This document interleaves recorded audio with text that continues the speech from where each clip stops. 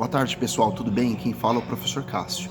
Na aula de hoje nós vamos fazer a análise das formas de poder, né? Quais são os poderes existentes? No caso, na nossa sociedade, o que nós observamos através da análise da mídia, entre outras informações, que está muito em discussão, né? O debate, que seria dos poderes executivo, o legislativo e o judiciário. O executivo, como vocês podem perceber, ele é composto pelo presidente e seus ministros, o legislativo pelo presidente da Câmara e os deputados federais, e o judiciário pela Suprema Corte, né, os ministros da Suprema Corte. Então nós vamos perceber a importância da existência desses três poderes. Eles acabam meio que se moderando um ao outro, não dando poderes plenos. Então, por exemplo, uma ordem que seria numa esfera para todas as unidades federativas, né?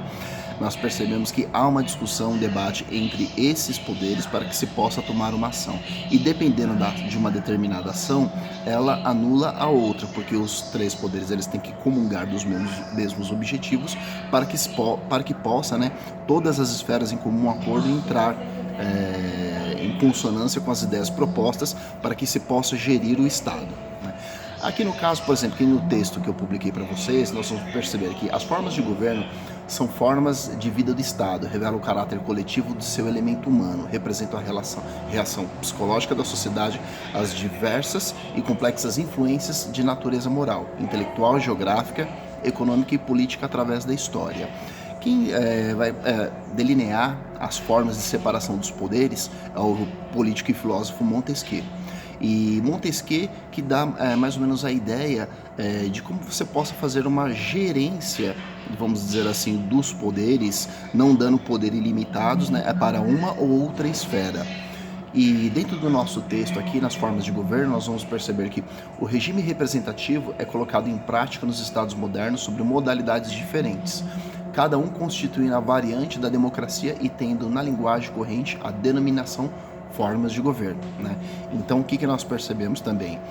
Que se através do legislativo pode-se criar leis, né, que basicamente eles têm que ser votados, e essas leis, essas normas, elas passam pela Suprema Corte, né? E você tem o aval dos ministros da Suprema Corte. E assim como as ordens executivo e legislativo, se não entrarem em comum acordo em determinadas situações, ou se nós tivermos prerrogativas, vamos de instância criminal, vamos colocar dessa forma, quem vai julgar também no caso, o poder judiciário. Então, todos esses poderes, eles têm que estar de acordo. Percebam que até na atual conjuntura, muitas discussões e debates das críticas de um determinado poder ao outro, refere-se e quando um poder em si, vamos dizer o executivo, exemplo, ele quer tomar determinada ação, só que para que esta ação entre em vigor, ele depende do aval da esfera do judiciário, ou muitas vezes ela tem que ser votada na Câmara dos Deputados, presidida pelo presidente da Câmara. Então perceba que um poder, ele não tem totalmente a força plena da situação se ele não comungar dos mesmos objetivos com as outras esferas de poder para que seja o melhor para a nação, né? E isso é muito bom, olhando de um ponto de vista, porque você coloca qualquer mecanismo que determine ações que vão atuar em nossas vidas, que elas sejam debatidas e discutidas até para que nós chegamos pelo menos um pretenso entendimento que possa propiciar um bem coletivo, tá bom? Vamos fazer uma pesquisa então. Eu vou pedir para vocês, quem foi Montesquieu? Eu gostaria que vocês fizessem uma pesquisa sobre ele, né? Mas não assim se pautando simplesmente na sua própria biografia, mas também quais foram os objetivos de dividir esses poderes. O que vocês acham disso?